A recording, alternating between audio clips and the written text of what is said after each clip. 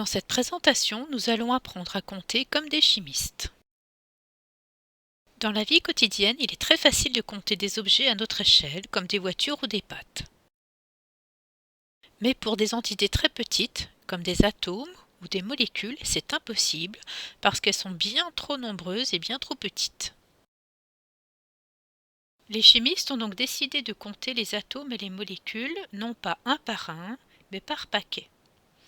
Alors de la même manière que l'on achète le riz par paquet et pas grain de riz par grain de riz, le chimiste, lui, parle de paquets de molécules de sucre ou de paquets d'atomes de carbone.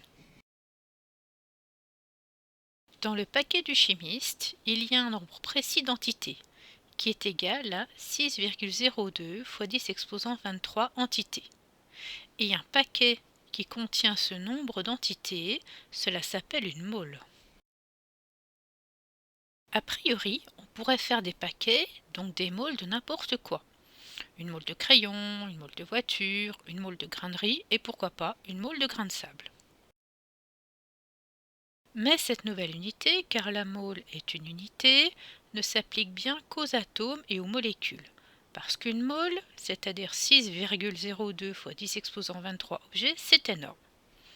Prenons un exemple tout simple. Cet été, vous décidez que vous ne partez pas en vacances, mais que vous allez vous faire livrer une moule de grains de sable pour faire la plage à la maison. Eh bien, une moule de ces tout petits grains de sable vous ferait une plage énorme. Elle recouvrirait la surface entière de la France sur une hauteur de plusieurs mètres. En revanche, une moule d'atomes ou de molécules, c'est assez petit. Regardez votre crayon de papier.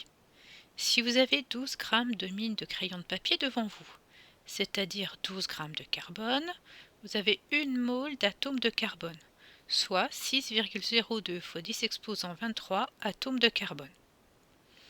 Une mole d'eau pèse 18 grammes, cela ne remplit même pas un verre complet.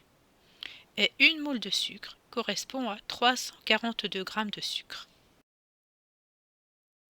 Donc une mole, c'est 6,02 fois 10 exposant 23 atomes, ions ou molécules identiques.